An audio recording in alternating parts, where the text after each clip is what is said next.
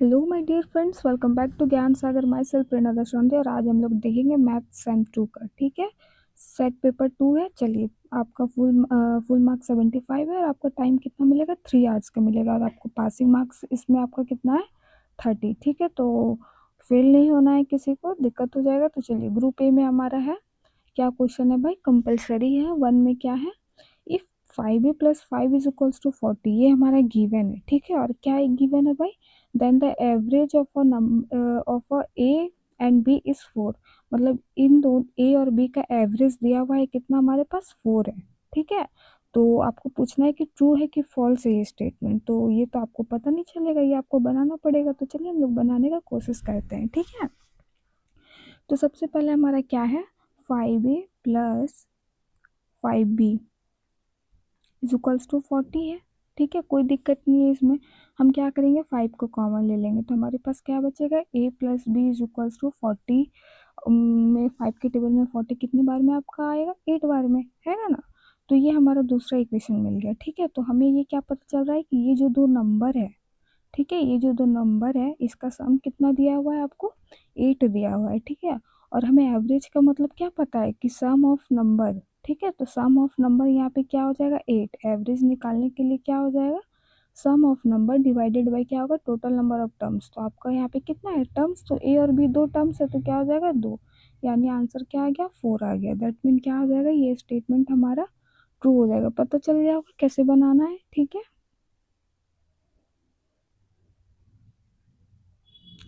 चलिए बी में हमारा क्या है, find the circumference of a circle of radius 7 centimetre. That mean देखो हमारा क्या करना है, सर्कमफेरेंस निकालना है सर्कल का। ठीक है, तो देखिए सर्कमफेरेंस होता क्या है भाई, जैसे कि हम रेक्टेंगल ट्राइंगल में पेरीमीटर बोलते हैं ना। हाँ, कि उसके बाउंड्री जितना भी उसका लेंथ है उसको लिख दो, वो पेरीमीटर हो गया। तो इसी चीज के सर्कल में क्या बोला जाता है, सर्कमफेरेंस। ठीक है, पूरे उसके लेंथ का, तो पूरा लेंथ इसका कितना होता है भाई, तो कितना होता है, 2πr। Okay, circumference of the circle क्या हो जाएगा, 2πr।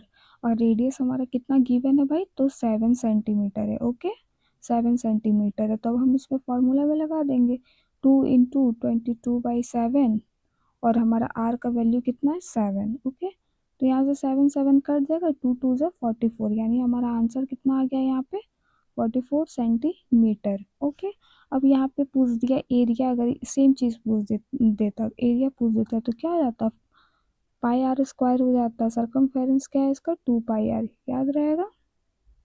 चलिए, सी में हमारा the probability of an impossible event is 0। Yes है या नो है, तो ये बिल्कुल क्या है, सही है। हाँ, तो हमें पता है कि प्रोबेबिलिटी क्या होता है, कोई भी चीज़ आने की संभावना। ठीक है, उसका आने की संभावना को ही क्या बोला जाता है, प्रोबेबिलिटी बोला जाता है। तो क्या किसी भी इम्पॉसिबल इवेंट का 0 होगा। अब इम्पॉसिबल इवेंट क्या होता है, ठीक है, मान लीजिए एक डाइस है। ठीक है, डाइस में क्या होता है, 1 से 6 तक नंबर रहता है। आप इसमें से अगर कोई भी प्रिडिक्ट करोगे, अगर कोई भी आप प्रोबेबिलिटी निकालोगे कि मेरा अगर हम एक बार फेंकते हैं तो मेरा 2 आने का चांस कितना है, हाँ, तो क्या आ जाएगा, 2/6 इसका प्रोबेबिलिटी हो जाएगा, है ना। नहीं, 2/6 नहीं आएगा, 1/6 आएगा, क्योंकि क्या, एक ही बार ना आने का चांस रहेगा उसका, हाँ, 2। तो ऐसे ही हो जाएगा। लेकिन आप बोलोगे कि उसमें 7 आएगा, तो 7 नहीं आएगा, क्योंकि वो 1 और 6 के बीच में वो लाई ही नहीं करता है। तो यहाँ पे क्या हो जाएगा उसका, ये प्रोबेबिलिटी 0 ये हो जाएगा, है कि नहीं, 0 हो जाएगा। सही बोला है कि नहीं। चलिए, और किसी का भी मैक्सिमम प्रोबेबिलिटी कितना होता है, 1 होता है। ठीक है, कितना होता है, 1 होता है आने की कोई भी चीज की संभावना।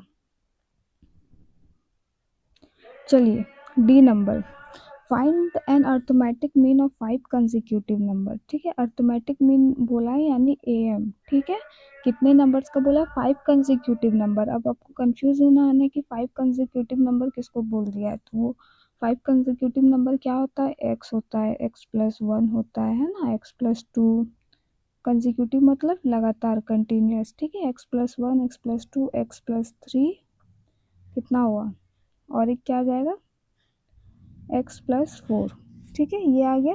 अब इसका चलिए हम लोग अर्थमेटिक मीन निकालते हैं। तो इसका कितना हुआ, 1 2 3 4 5। यानी टोटल कितना है 5x प्लस 1, चेंज कर लेते हैं, ठीक है,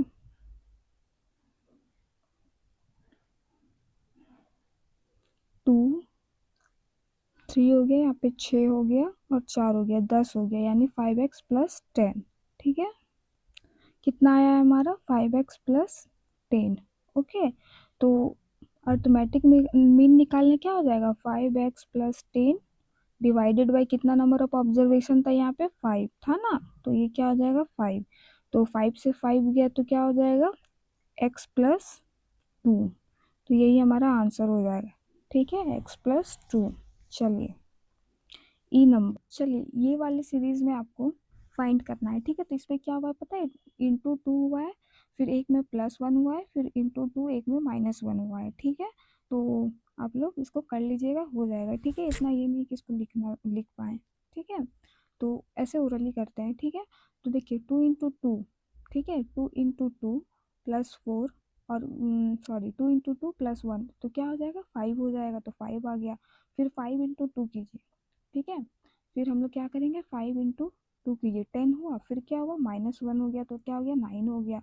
उसके बाद हमारा क्या हुआ है 9, फिर 9 2 जा कितना होता है 18 होता है, फिर 18 में क्या हुआ है +1 हुआ है, तो 19 हो गया है, ठीक है, हो जाएगा। फिर 37 × 2 जो आएगा वो हो जाएगा, ठीक है। चलिए फिर हमारा क्या है सॉल्व, सॉल्व तो ये वाला इक्वेशन वेरी वेरी इंपॉर्टेंट, जो कि बहुत ईजी भी है, और क्या होता है आप लोग से नंबर भी अच्छा स्कोरिंग होता है, ठीक है। तो देखिए इसको सॉल्व कैसे करते हैं, तो 2x plus 3y is equals to क्या हो गया हमारा 2 हो गया, ठीक है। उसके बाद क्या है हमारा 3x plus 2y is equals to 2 हो गया। तो पहला ये हमारा काम क्या होता है इक्वेशन को बैलेंस करना। अब बोलिए कि बैलेंस हम कैसे करेंगे, तो बैलेंस हम कैसे करेंगे भाई, तो देखिए कोई भी इस टर्म को भी आप ले सकते हैं, इस टर्म को भी आप ले सकते हैं, लेकिन हम हमेशा किसको लेते हैं बीच वाला को लेते हैं, ठीक है, क्योंकि आप कंफ्यूज नहीं होइएगा। तो यहाँ पे 2y है, ठीक है, तो इसको बैलेंस करने के लिए क्या पड़ेगा, यहाँ से भी 2 को इस 2 को यहाँ मल्टीप्लाई कर दिया, और इस 3 को क्या करेंगे नीचे मल्टीप्लाई कर देंगे, ठीक है। उसके बाद क्या करेंगे लिख देंगे जो आएगा, तो 2 कितना हो गया 4x हो गया, ठीक है, प्लस 3 × 2 क्या हो गया 6y हो गया। उसके बाद क्या हो गया हमारा 2 × 2 = 4 हो गया, हो गया। चलिए इस इक्वेशन को आप लोग याद रखिएगा, ठीक है। उसके बाद क्या हो गया फिर नीचे वाला कीजिए, एक सेकंड मिटाना ही हो, मिटाने से फिर समझ में नहीं आएगा, अरे यार चला गया। देखिए गाइस हमें ऐसे सॉल्व कर दिए क्योंकि वहाँ पे दिक्कत हो रहा था, ठीक है। तो देखिए यहाँ पे हमने क्या किया है, यहाँ पे देखिए 2x प्लस 3y को क्या किया है, दोनों इक्वेशन 1 और 2 को हम लोग बैलेंस कैसे किया जाता है, ये वाले टर्म को आप यहाँ मल्टीप्लाई कर दीजिए, और ये वाले टर्म को ऊपर वाले सारे इक्वेशन से मल्टीप्लाई कर दीजिए, ठीक है। तो उसके बाद मल्टीप्लाई करने के बाद क्या हुआ हमारा एक जो टर्म होगा वो क्या हो जाएगा बैलेंस हो जाएगा। आइदर आप एक्स को भी कर सकते हैं और वाई को भी, हम मैंने किसको किया है वाई को किया है, ठीक है। तो वाई को किया है तो 6 कट जाएगा, और देखिए यहाँ पे साइन आपको चेंज करना पड़ेगा, अगर ऑटोमेटिक कट जाता प्लस माइनस रहता तो ज़रूरी नहीं था, ठीक है। लेकिन अब यहाँ पे प्लस प्लस है, आपको काटना है एक टर्म को, हटाना है एलिमिनेट करना है, तो आपको क्या करना पड़ेगा माइनस का यहाँ पे बीच में साइन लगाना पड़ेगा। अब यहाँ लगेगा तो इक्वेशन को बैलेंस करने के लिए क्या होगा हमारे को सारे में करना पड़ेगा, ठीक है, सारे में करना पड़ेगा, तो हो गया। अब देखिए 9 में 4 जाएगा तो -5x बचेगा, 6 में 4 जाएगा तो -2 बचेगा, तो मतलब x का वैल्यू क्या आ जाएगा हमारा 2/5 आ जाएगा। किसी को कोई दिक्कत नहीं होगा। अब x का वैल्यू को यहाँ पे हम लोग पुट कर देंगे तो y का भी वैल्यू आ जाएगा, तो दोनों का वैल्यू मिल जाएगा और आपको आराम से 5 नंबर भी मिल जाएगा। सबको इस इक्वेशन को बनाए होंगे छोटे क्लासेस में, ठीक है। तो चलिए और देखिए डिफाइन इसमें क्या है ज्योमेट्रिक मीन, तो ज्योमेट्रिक मीन क्या होता है इसको आपको डिफाइन करना है विद एग्जांपल। तो देखिए ज्योमेट्रिक मीन होता क्या है भाई, तो ये क्या होता है एवरेज होता है, ठीक है, एवरेज होता है, या फिर आप बोल सकते हैं क्या है एवरेज होता है, या आप बोल सकते हैं सेंट्रल टेंडेंसी, ठीक है, क्या बोल सकते हैं इसको सेंट्रल टेंडेंसी। एक बार आप लोग अच्छे से इसका पढ़ लीजिएगा तो हो जाएगा, ठीक है। मोटा मोटी आप लोग क्या समझिए कि इसका क्या होता है सेंट्रल टेंडेंसी या मीन जो सम निकालते हैं हम लोग, ठीक है। अगर इसका एक एग्जांपल लेंगे तो हम लोग क्या ले सकते हैं कि चलिए मीन निकालिए किससे कहाँ तक से, तो 2 से एग्जाम्पल है, ठीक है, बोल देगा कि 2 से 8 तक का आप लोग मीन निकालिए। तो कैसे निकालिएगा भाई? तो देखिए सबसे पहले इसका फर्स्ट रूल क्या होता है कि ये दोनों नंबर को आप क्या कीजिए, मल्टीप्लाई कीजिए। तो 2 इंटू 8 कर दीजिएगा तो क्या आ जाएगा, 16 आ जाएगा। ठीक है, अब nth रूट निकाल दीजिए, इसका nth रूट निकाल दीजिए तो क्या आ जाएगा, 16। ये परफेक्ट स्क्वायर किसका है, 4 का है, तो दैट मीन इसका सेंट्रल ये क्या हो जाएगा, 4 आंसर। ठीक है, ऐसे ही कोई भी एग्जाम्पल आप लेके आराम से कर सकते हैं। अब हम लोग क्या देखेंगे, ग्रुप बी का। तो कंपाउंड इंटरेस्ट और सिंपल इंटरेस्ट का भी आपको कर लेना है। तो एस आई का फॉर्मूला क्या होता है भाई, P into R into T divided by 100। ठीक है, ये क्या हो गया आपका सिंपल इंटरेस्ट। ओके, पी क्या है, प्रिंसिपल है, आर क्या है, रेट है, टी क्या है, टाइम है, डिवाइडेड बाई 100। यही वाला फॉर्मूला आपको लगाना है। ठीक है, तो चलिए, तो क्वेश्चन हमारा क्या है, a sum of money rupees 5200 in 5 years, यानी क्या है हमारा P1 क्या है हमारा 5200 कितने पे, 5 पे। ठीक है, एंड रुपीज इतना in 7 years, and P2 is equals to 5680 in कितना पे, T2 पे 7 year पे। ठीक है, तो आप इसका कीजिएगा टाइम का इसका डिफरेंस ले लीजिएगा। ठीक है, तो क्या हो जाएगा 2 years, और ये उसके बाद 2 years आ जाएगा तो टू, अरे यार मिट ही जाता है। 2 years के बाद क्या हो जाएगा, आप उसको निकाल दीजिएगा, वो दोनों का कितना हो जाएगा 5200 और 568 का आपका जो भी सम निकलेगा, डिफरेंस निकलेगा, डिवाइडेड बाई क्या हो जाएगा, डिवाइडेड बाई क्या हो जाएगा 2 हो जाएगा। ठीक है, उसके बाद आप उसको कर लीजिएगा आगे कंटिन्यू। ठीक है, उसके बाद बी में है हमारा, what will be the compound interest in rupees इतना आफ्टर 3 years एट इतना। तो कंपाउंड इंटरेस्ट का हमें फॉर्मूला पता है, क्या होता है भाई फॉर्मूला, तो C I is equals to क्या होता है, amount 1 plus R divided by 100 ऊपर में टाइम। ठीक है, अब देख लीजिए यहाँ पे क्या है हमारा, क्या क्या दिया हुआ था, रुपीज़ अमाउंट, यानी यहाँ पे कितना आ जाएगा आपका 25,000 आ जाएगा। आपको टाइम की जगह 3 दे देना है, रेट पे आपको क्या दे देना है 12 दे के सॉल्व कर देना, आंसर एकदम आ जाएगा। ठीक है, चलिए अब हमारा क्या है क्वेश्चन। ठीक है, सॉल्व इतना। ठीक है, तो ये आपको सॉल्व करना है, तो ये ऐसे सॉल्व नहीं होगा, आपको क्या करना पड़ेगा, इसके फॉर्म में इसको लाना होगा। जैसे पहला इक्वेशन था ना, तो आप क्या कीजिएगा, यहाँ एलसीएम वगैरह लेके आप कीजिएगा तो हो जाएगा। ठीक है, या फिर आप एलसीएम लेके इसको नहीं बनाइएगा ना, तो और एक है कि आप क्या कर सकते हैं इसमें कि 5/x को क्या मान लीजिएगा, यहाँ पे 5, ये तो ऐसे है ना 5 1/x ऐसे है, मल्टीप्लाई में है, तो आप 5u मान लीजिएगा। ठीक है, इसको u भी कुछ भी मान सकते हैं आप, जरूरी नहीं कि u ही मानिएगा। तो आप क्या कीजिएगा 1/x को क्या मान लीजिएगा, u मान लीजिएगा। अब क्या हो जाएगा यहाँ पे 5u plus 6y is equals to 13 हो जाएगा। उसके बाद यहाँ पे भी हो जाएगा 3u इज इक्वल्स टू क्या हो जाएगा 4y इज इक्वल्स टू 7 हो जाएगा। फिर वही बैलेंस करके इसको निकाल लीजिएगा u v का वैल्यू, फिर जब सॉरी ये भी u ही है। ठीक है, u का वैल्यू उसके बाद यहाँ पे पुट कर दीजिएगा ओरिजिनल में, बस आंसर आ जाएगा। ठीक है, चलिए बी में क्या हमारा, if alpha beta are the roots of the equation, तो इतना का, तो फाइंड द वैल्यूज ऑफ इतना एंड इतना। ठीक है, तो सबसे पहले याद रखिए कि इसका फॉर्म क्या होता है इक्वेशन का। ठीक है, तो हम लोग को पता है क्या होता है, A X square plus B X plus C, ये होता है ना।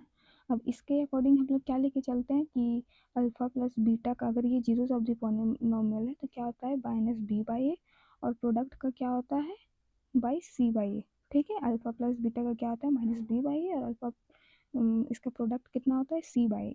इसी के अकॉर्डिंग अब ये वाला कि अब देख लीजिएगा कि यहाँ पे ए है, यहाँ पे बी है, ये सी है। अब ए के वैल्यू कितना आ रहा है, ए मतलब क्या हुआ कोफिशिएंट एक्स स्क्वायर का। ठीक है, कोफिशिएंट आपको देखना है। ठीक है, एक्स स्क्वायर का क्या कोफिशिएंट देखना है, एक्स का कोफिशिएंट देखना है और सी का कोफिशिएंट देखना है, बस वही अल्फा बीटा मान के जो ए बी सी आ रहा है उसको यहाँ पे वैल्यू पुट कर देना है, कोई दिक्कत नहीं है। ठीक है, चलिए उसके बाद हमारा एक्सप्लेन क्या है हमारा, explain the multiplication theorem of probability with example. तो ये पूरा थ्योरेटिकल क्वेश्चन है, तो आप आराम से इसको देख लीजिएगा। ठीक है, बी में है card is drawn at random from a well shuffled deck of cards, find the probability that card is a king और क्वीन और एस ऑफ कार्ड। तो इसमें आपको ना चलिए, तो इसमें हम लोग को पता है, क्या पता है भाई, कि टोटल कितना होता है, 52 कार्ड्स होता है, जिसमें किंग 4 रहते हैं और क्या क्वीन 4 रहते हैं, ठीक है। और देखिए, आपको अलग अलग नहीं निकालना है, यहाँ पे और बोल दिया है, और का यहाँ पे मतलब क्या होता है, प्लस होता है। अगर और बोल दिया गया दैट मीन क्या है, प्लस का साइन होगा, ठीक है। तो आप पहले क्या कीजिएगा, 4 बाई, और प्रोबेबिलिटी कैसे निकालता है, जो आने की संभावना कितना है, उसके बाद क्या है कि टोटल कितना है, तो 4/50 प्लस क्या हो जाएगा, 4/50। अब यहाँ 4/50, 4/50 क्या हो जाएगा, 8/52, ठीक है। इसको कट करते हैं, थोड़ा बीच बीच हो गया, तो मतलब क्या हो गया, 8/52, ठीक है। तो अब क्या कीजिए, आप 8/52 को कट कीजिए, तो क्या आ जाएगा आपका, 2/13। तो ये आपका आंसर हो जाएगा, ठीक है। और का साइन मतलब क्या होता है, प्लस।